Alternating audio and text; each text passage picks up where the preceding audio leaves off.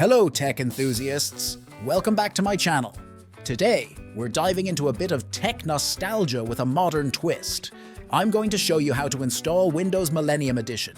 Yes, you heard it right, Windows ME, from a USB drive in 2024. So let's get started.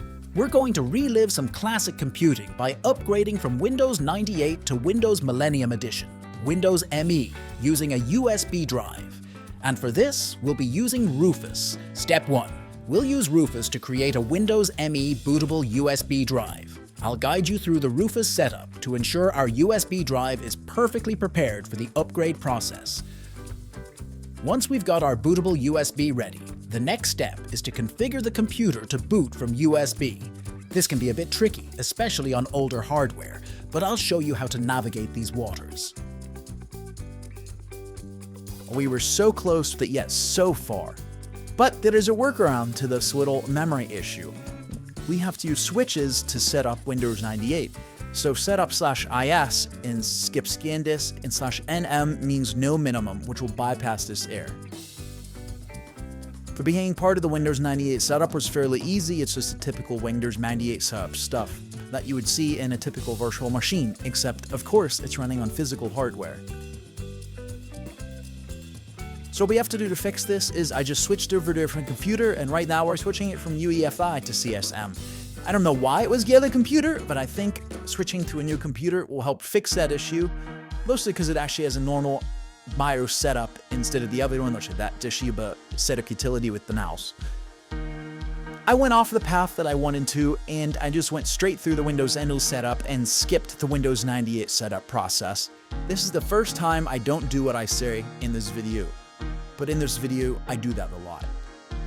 The wonderful restarting the computer after a fresh installation of Windows Millennium Edition. Look at that, our first glimpse into Windows ME, or not. Windows failed to load on the previous attempt. Wonderful. Doing any of the normal boot, safe load boot, logged, or setup, none of them worked. They all kept doing this boot loop disease. That's what I'm calling it. However, I switched over to a different computer, which does not have any UEFI, and it booted straight into the setup. Windows ME really likes me. So again, sorry for the undocumented, but leave out the blue screen again.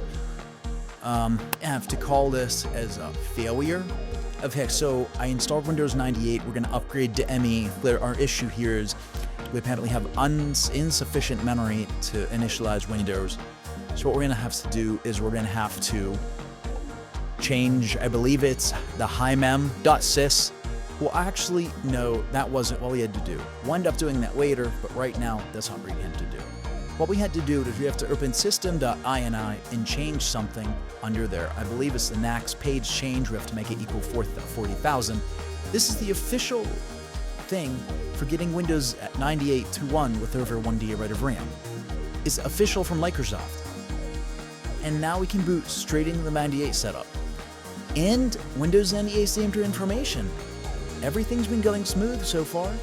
We're just initializing a driver database. Have fun with that. Time to restart Windows 98. This is the farthest we've gotten so far in this wonderful episode.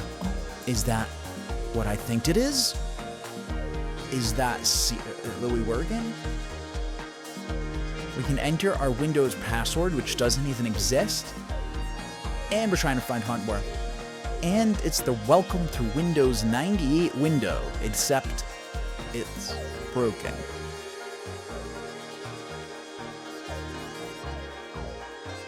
So when in Windows NE setup, we get not enough memory.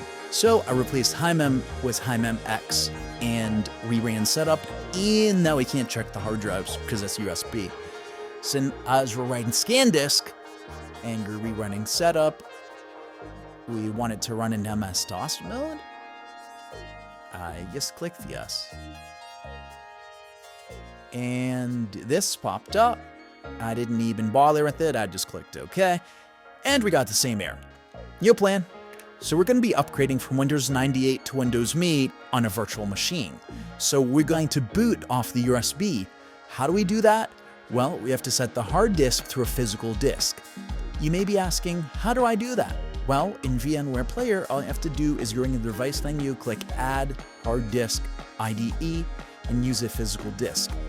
And as long as USB is plugged in, just select the right drive.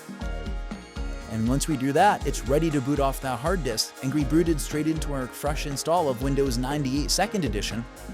So now we're going to run the Windows ME setup straight off the USB, and we're installing it. And it's time to restart Windows ME.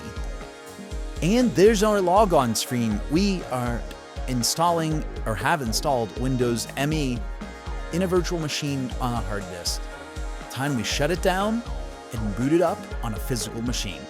Alright, here we go. There's the Windows ME startup screen, or not. We're back in this startup menu. Windows did not finish loading. I just don't think Windows Millennium Edition likes booting on newer hardware.